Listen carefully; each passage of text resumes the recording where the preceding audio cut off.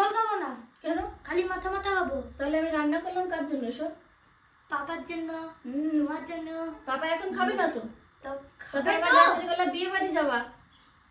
সত্যি? তা আগে কেন বলিস নি যে আমি খাবো না? তাহলে এত কিছু রান্না করতাম। আমি তো জানতাম তুমি বানাচ্ছ এটা। তাহলে কি খাবি দেখা? আমি এটা খাবো আর এই মাছের মাথাটা, মুড়োটা খাবো, মুড়ো। মুড়ো খাবে। তো গাইস রান্না বান্না করে বসে পড়লাম, অনেক আগেই রান্না হয়েছে। ছেলে মেয়ে সবে মাত্র স্কুল থেকে এলো, তো আমার মেয়ে বলছে মাম্মি খাবো না। ওকে আর জোর করলাম না, কারণ ওর না খিদে পায় না, আর যদি জোর করে খাওয়ায় তারপর পেট ব্যথা শুরু হয়ে যায়। তো আজকে আমাদের রান্না হয়েছে আলু ভাজা। ছেলেকে দিলাম, বেশি করিনি, তার কারণ কি খাবে এত আলু ভাজা, ছেলে পছন্দ করে তার জন্য করা হয়েছে। আর এখানে আছে মাছের মাথা দিয়ে বাঁধাকপির মুড়ি ঘন্ট, এখানে আছে মাছ দিয়ে টমেটো ভর্তা।